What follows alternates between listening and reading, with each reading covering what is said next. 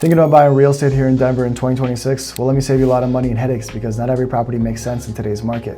While some homes are actually great opportunities, others can cost you thousands of dollars in hidden costs and poor appreciation. If you guys don't know who I am, my name is Asad. I'm a local real estate agent here in Denver, Colorado, serving Denver and the surrounding areas. In today's video, I'm going to break down to you guys exactly which homes are actually worth buying here in Denver in 2026, which homes I would personally avoid, and what smart buyers are targeting in today's market. So by the end of this video, you'll know which properties make sense and which properties don't to buy in Denver in 2026. Before we get into talking about what to buy, we really need to understand what the Denver real estate market looks like right now in 2026. Denver is no longer the crazy sellers market that we saw in 2020 and 2021. Inventory has actually increased. In January 2026 alone, there's about 2,186 homes on the market, which is about 11% more compared to last year. And across the entire Denver metro area, there are about 8,200 homes on the market right now. This means our buyers have something they didn't have a few years ago, which is options. Homes are also taking longer to sell, the average home being on the market for 42 days before going under contract, and compared to the ultra competitive market in 2020 and 2021, where homes were flying off the market within days.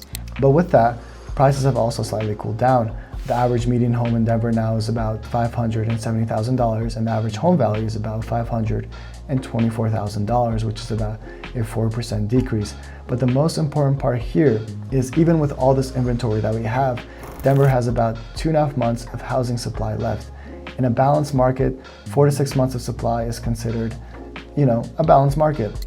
But right now we're more lenient towards a seller's market than we are towards a buyer's market. What this means is smart buyers need to focus on the right properties and not just any property. One of the smartest property types to buy in Denver in 2026 is actually townhomes and attached homes. Here's why. Single-family homes in Denver have become extremely expensive, with the median price being about $570,000.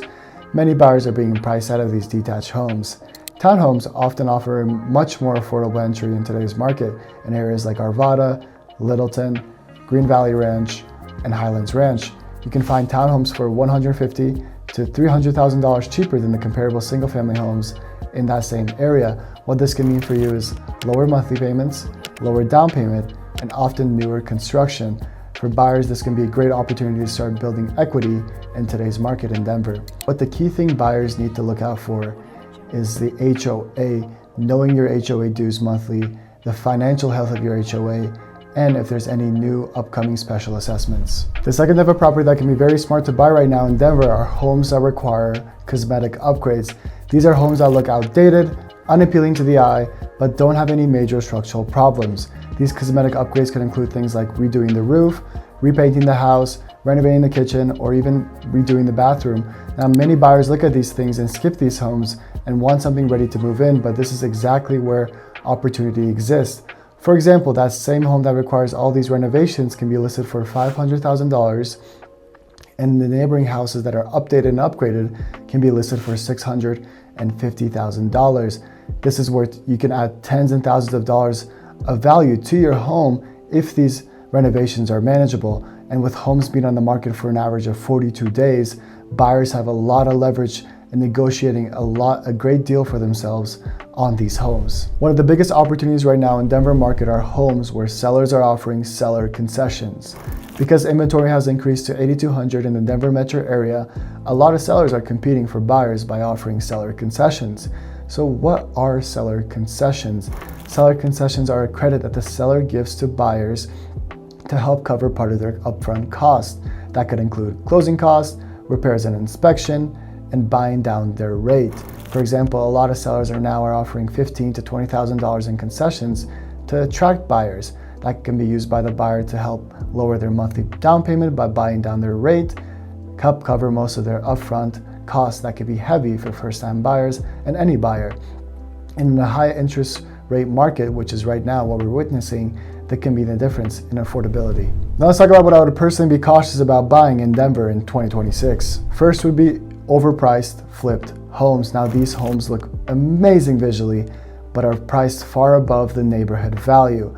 Please always compare the home to neighboring sales in that same area instead of focusing just on renovations. Second will be homes with major structural issues. Oftentimes these are homes where the seller refuses the buyer to do an inspection, and that's a major red flag in my book, because these homes oftentimes have major foundation problems, roof problems, painting problems, and a lot of these problems that can cause you tens and thousands of dollars out of your pocket as a buyer. And third will be properties where the HOA has major financial problems.